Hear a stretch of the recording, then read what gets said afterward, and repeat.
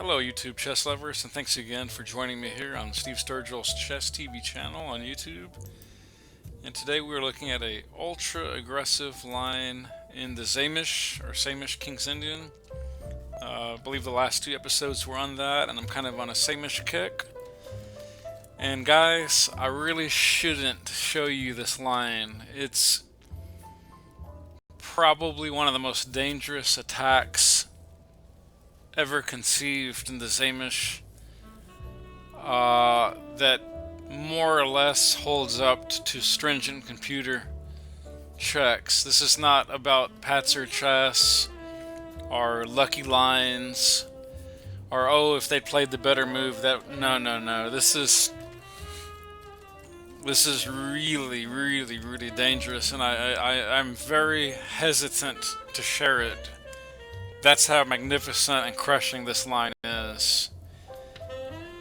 Okay, though, I'll go ahead and share it. So here we go. It's 1d4, knight f6, c4, g6, knight c3, bishop g7, e4, d6, f3, castles, and bishop e2. And you're thinking, Steve, it's not a real hot move. And normally I would agree it's not. But let's just see where this goes. Black plays c5, d5 closing the center, a6, g4. And you're thinking, Steve, the last time I saw a line like that, Petrosian or Karpov were in their teens or their 20s or something like that, or maybe early 30s. This is old-timey chess. This kind of stuff doesn't hold up anymore. Are you sure? Are you 100% positive?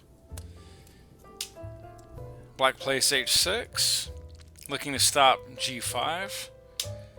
h4, saying, ha, you may not be able to stop g5. Black goes ahead and plays h5, and white kicks the knight with g5.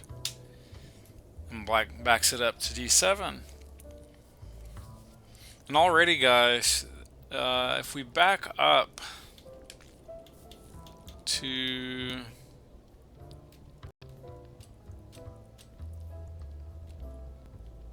let's see. Well, at any rate, the point is we're showing a negative whatever, a negative point whatever. It keeps on fluctuating. Negative 0.20, negative 0.14, negative 0.26. But yeah, and here, f4. The attack just keeps coming. The base, now we have a strong phalanx, a trident formation base here on f4, g5, h4. But black plays a very aggressive b5, looking to undermine c4 or force takes, and questioning white's pieces, saying, what are you going to do on b5? I don't believe it. Bishop e3, unique little waiting move, strengthening f4, and also keeping an eye on c5 or even d4 in certain circumstances. Black once again plays the very aggressive f5. And now, guys, you would not believe what I play here, and it is very serious attack. And this is not Patzer chess, guys. This line would probably crush most super GMs on the planet, especially if played over the board. I guarantee if white knows these lines and really gets in and studies. Of course, you're gonna have to study other responses and other lines. I get all that. I'm not that naive. The point is, this attack is not to be underestimated. So, Bishop takes h5. Looks retardedly psychotic. Looks terrible. Looks ridiculous. And the computer thinks I'm nuts. It's showing a negative 1.89, right? Black takes. Queen takes. Black pushes, kicking the knight to a4. Black plays a strong, sensible queen a5. White calmly plays b3. And now, guys, that negative nearly 2.0 has dropped to flat even. Flat even. It's kind of fluctuating, actually, but it's bouncing between negative something and flat even. Okay. Black takes the rook. Do we care about compensation? Do we care about that rook on a1? No! We care about mate! We are trying to mate this guy. Somewhere on the G file, the H file, the F file, doesn't matter. White plays e5. Black rook comes to f7, a sensible strong move. White plays e6. Fork. Black plays f8.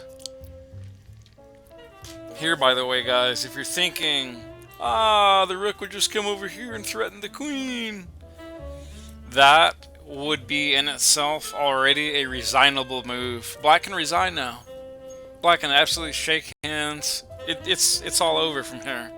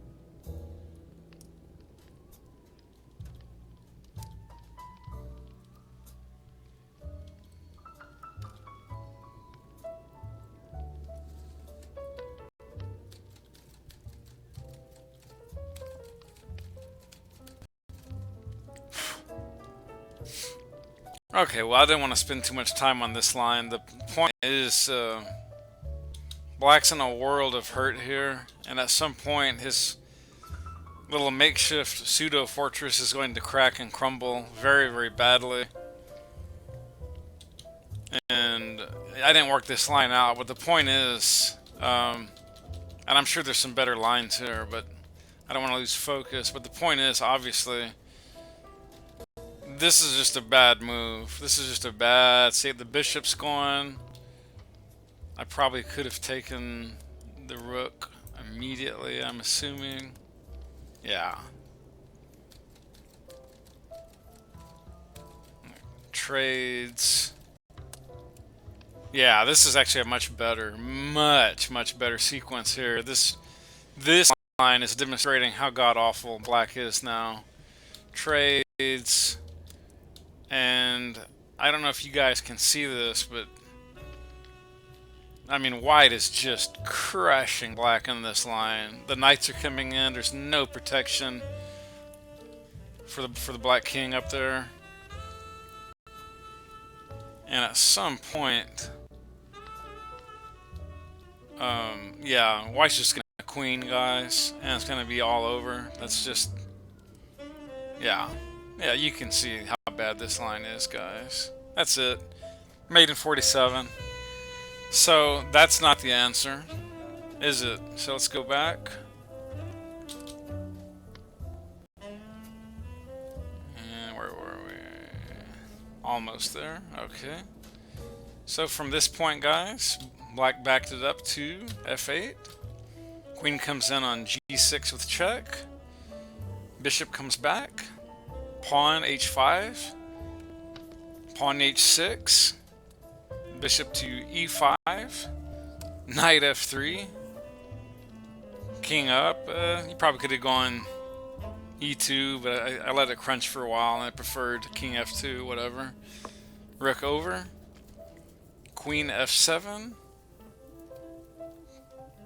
Now this is tricky, guys. How many of us would have seen this move at the board? Pawn takes d7. And the point is quite obvious. If now rook takes queen, the bishop is gone with queening the pawn. The actual black queen is gone. And here we go. And that is literally mate and 32, guys. So that's that can't be done, obviously. So instead, the knight wisely takes, and instead of, you can't take the rook here. Obviously, it's protected. So the queen munches on e7. Black queen comes up. We're not ready to trade. Goodbye d6. Rook over to the e file. Rook snacks on that bishop. Retakes material. Knight to b8. We're still not ready for exchanges. Queen c5. Knight, king over, excuse me, to g8. h7, guys, and this is tricky because black does not want anything to do with that pawn. Let's take a look at what happens if black unwisely grabs that pawn. Check. Bishop to d4. Rook up, check. Pawn, check. Check. Check. Queen is gone. And that is checkmate in 39, guys. So, it's funny that's actually longer than the given mate in the line, but I'll let you guys ruminate on the logic therein. But backing up here, black did not want to take the pawn, so went king f7. Bishop still comes to d4.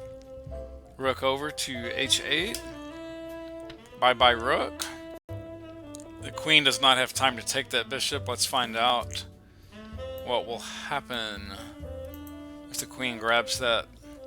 We have knight check. Goodbye queen. Queen to e7 check. Queen to e8 check. Queen to f7 check. And finally, I'm sure you can see it. Rook h1 mate. So backing up. King, excuse me.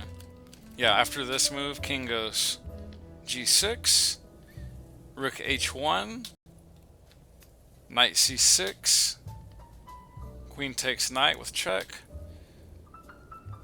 King f7. Knight e5 check. King f8. Bishop g7 check. King exchanges on g7. Queen g6 check. King h8. And boom. Knight f7 mate. And in truth, guys, just coming back even to around this move here, there are so many mates in this position. It's not even funny. I'll give you an example.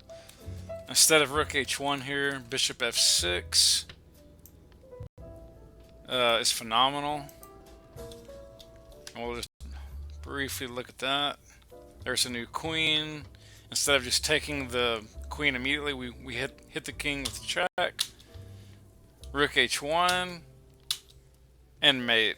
God almighty, it's just insidious. So, guys, this is a scary, scary line.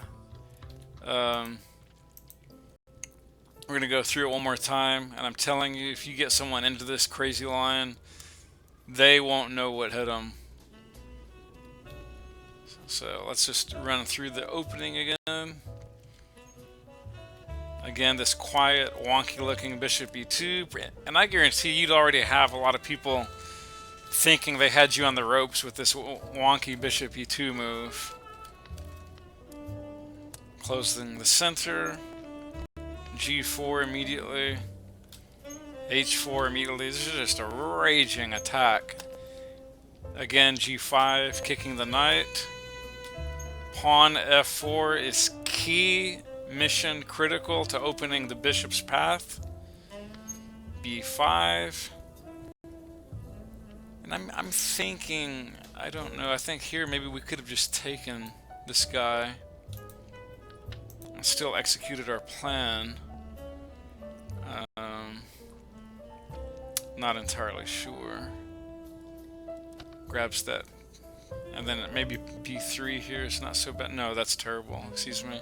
That's, yeah, queen b3. Well, that's a whole different line. I'm not going to work that out right now, guys. But let me stay focused. Okay, so we ignore that pawn for this quiet bishop e3. And here again, you're thinking, this has to be psychotic. A bishop taking a pawn for what appears to be almost no compensation. In actuality, it is firstly 2 pawns for a piece, and even more importantly, or tangential to that, I mean, look at the attack formation that black is already facing. Can you imagine being black facing this over the board? I mean, this would be terrifying. There's ideas of knight f3, knight h6, I mean knight h3. These pawns are going to get loose. There could be other sacks, allowing other pieces to come off. And again, okay, knight a4. Shore that up with b3. Bishop takes, but it's not really that good compensation. Here comes the pawn on e5. And already, guys, even here, if black makes some wonky move like this, for example, that doesn't look terrible. It looks questionable for sure, but already it's getting to be flat out unbelievably bad.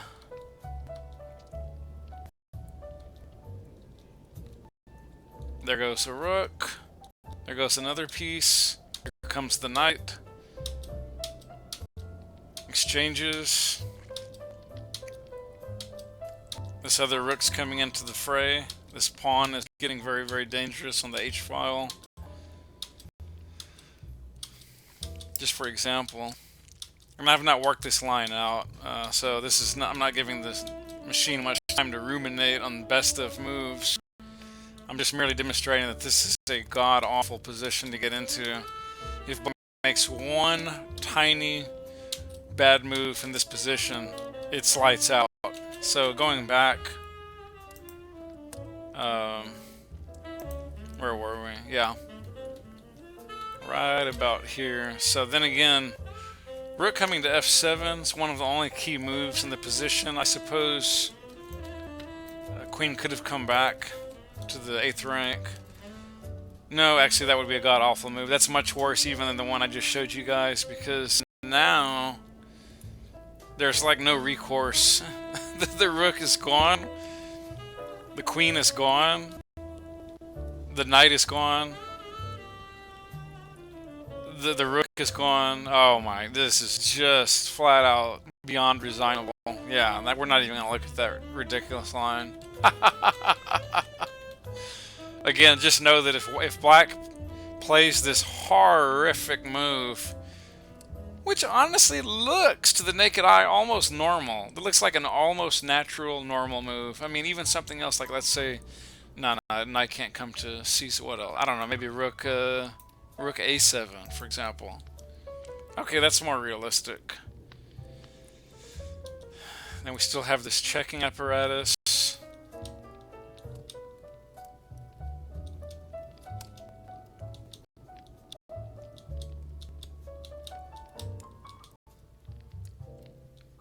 Something like this. I don't know. That's pretty tasty, I must admit. And if not work this out, White now has a huge, bone crunching 4 point advantage, guys. And it's just basically growing with every single move.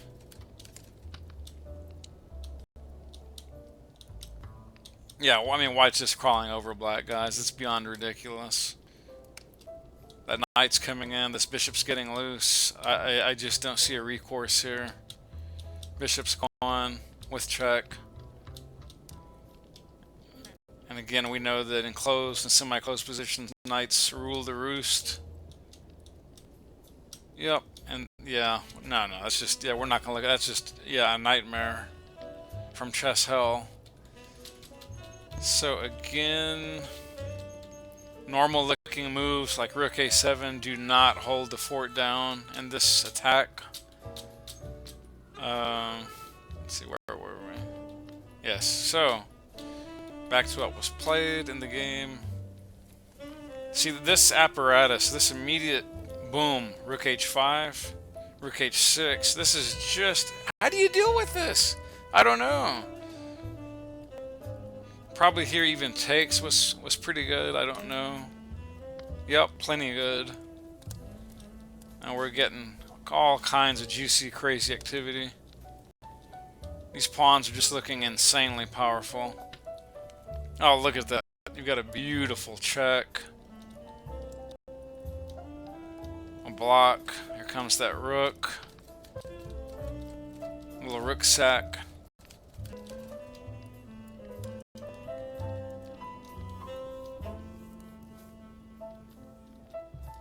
And White is just absolutely boxing Black into a corner.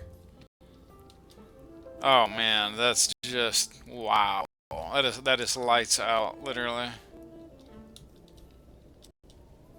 What gorgeous play. Oh man, that is just bone crunching. And here comes mate. There it is. Mate in 51. Didn't even hammer that out, guys. Didn't even finesse it. I'm just demonstrating how even alternate, seemingly innocuous, good moves, natural moves by Black are not working. So again, in the actual game, King goes F2, Rook over, Queen to F7. This is the money move, guys. In the entire game, this is one of the main... This is not necessarily the key concept of the attack, but it's one of the key moments in the attack. This gorgeous resource that is quite tricky for Black to respond to. This alone could get Black into a lot of trouble. For example, I'm wondering if taking with the bishop could even be war. Yeah, this is just much, much worse. And there's mate right there, guys. That would be mate in 29. So Black is already having to exercise extreme caution how he takes back. That's the only good move in the position. Is knight recaptures. Again, then the E7 pawn drops, the D6 pawn drops, the bishop drops, the C5 pawn drops. I mean, literally, guys, it's already resignable. Any grandmaster on earth would already resign. It doesn't matter that the Black queen is on board, the two rooks are on board. Black is suffocated on the 8th rank. There's nothing to do. His pawns are destroyed. I want you to get that. We're on move, guys. 30. Here comes move 30. H7 check. King goes F7. Bishop to D. And again, almost anything's winning here. Bye-bye, rook.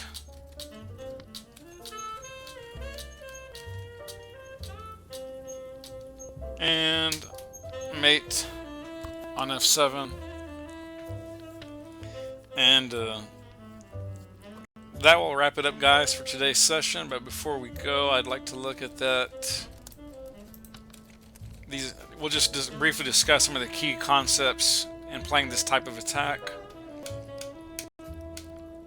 First off, this E2 is going to throw a lot of your competitors a little curveball. They're going to think, I don't think this guy knows the Saemisch very well. And you're gonna go, I hope that's what you think. And maybe they'll play this aggressive c5. I don't know. It almost doesn't matter what they play here. They might even play knight d7, bishop d7, b6. Again, the focus here, guys, is the immediate g4, and we want black to counter with this strong, quiet h6 type move. That's what we're looking for because it allows h4. If they close it, which is very typical in King's Indians and Sämisch, counter Sämisches, we push, black drops away, we push f4. That's key concept, guys. Opening the bishop on e2. Black does whatever. We play something like bishop e3. Black gets ultra aggressive. That may not have been the best move in the position, but what else was there? Let's see, that was... there's a lot of moves in the position. He could have played queen a5, or knight b6, or bishop takes c3 check, or b4. Whatever. f5. Bishop takes. Queen takes. We first secure that knight. Rook's gone. e5. e6. Here, guys, if you're wondering about, well, why didn't black just take on e5? Excuse me. Instead of rook down, we can briefly look at this. Part of the problem here is that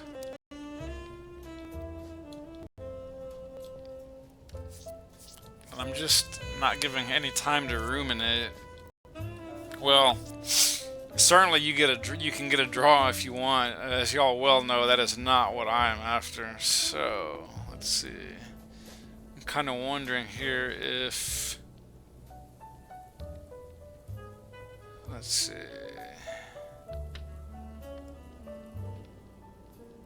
I'm kind of wondering if maybe right here, if we can just play the immediate h4 with a similar idea.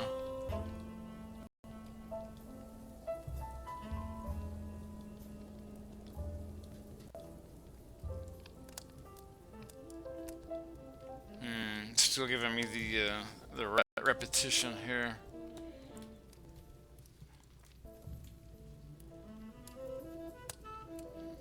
Probably doesn't like this move. Bishop takes. Probably not so hot. I'm trying. Oh yeah, baby. Oh lordy, lordy, lordy. I knew I'd find it. I could smell it. I could smell it in the position. I can smell a win, guys, a mile away. Here comes the knight with a gorgeous sack idea. Oh my god, this is just bone crunching. This is absolutely, it's all over. Black can resign. Oh my god. Oh my god, that is just unbelievably all over. Yep.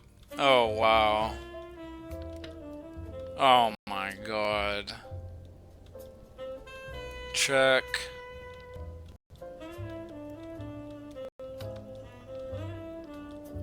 And I mean, look at this, guys. I mean, we don't even have to play this out. I mean, it would be a hilarious insult to say the whitest for choice here. Two pieces up, and one of them's a rook.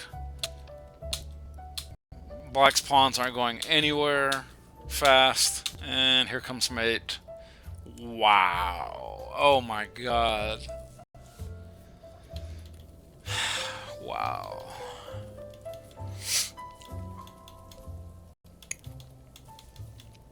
So here again, guys, this is if black plays... Did we already get through there? Yeah, here. When we push e5, if black plays the very normal, strong-looking d takes e, We give check. And we push h5. What a killer move. And of course black's queen can't really get into action because that her own pawn is cutting her off from the bishop. If that weren't the case, white would probably be in dire straits. Oh no, I'm doing the wrong repetition here. Let's see. Yeah, bishop takes f5. I don't know why the computer didn't see that. To me, it was instantaneous. Here comes h6.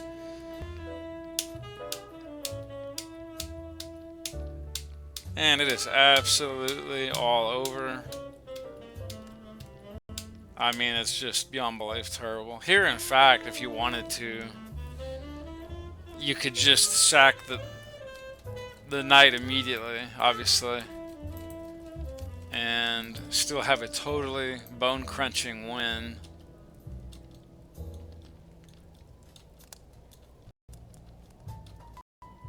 Yeah, this is just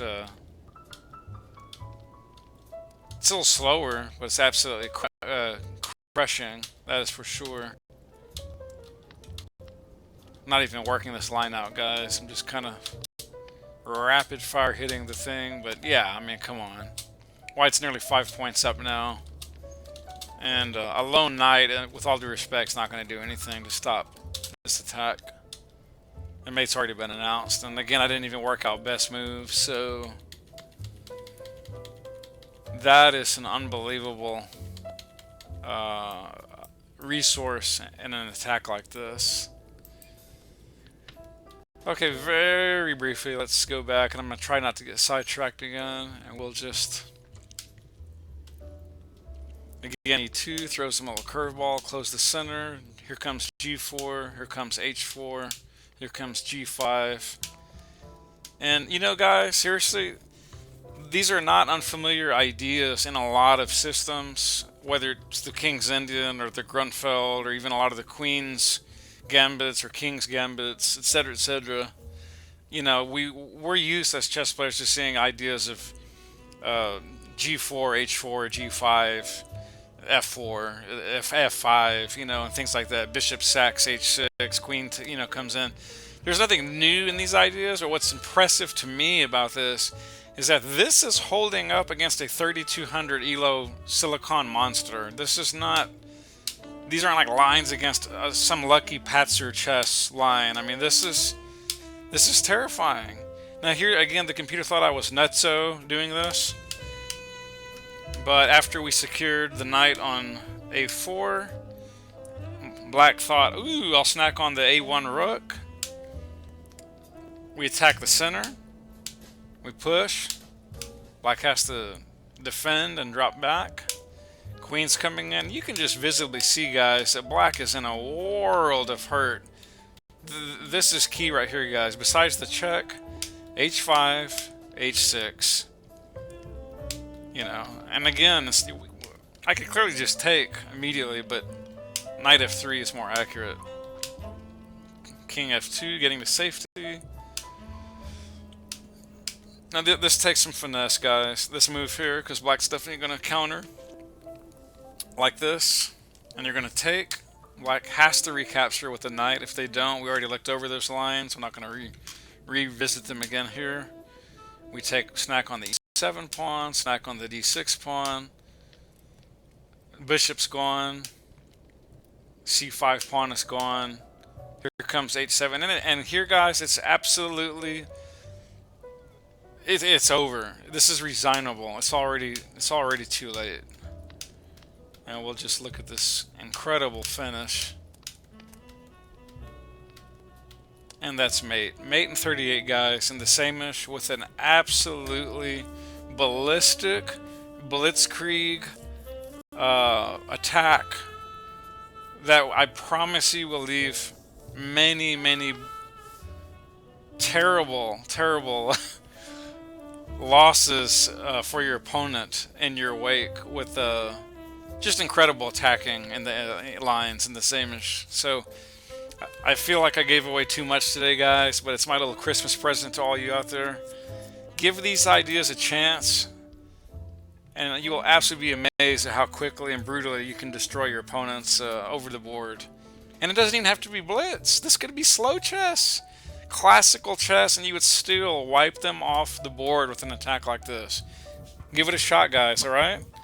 Until next time, Merry Christmas and have a Happy New Year if we don't hook up again and have a session between now and then. And be safe. Thanks so much. Bye-bye.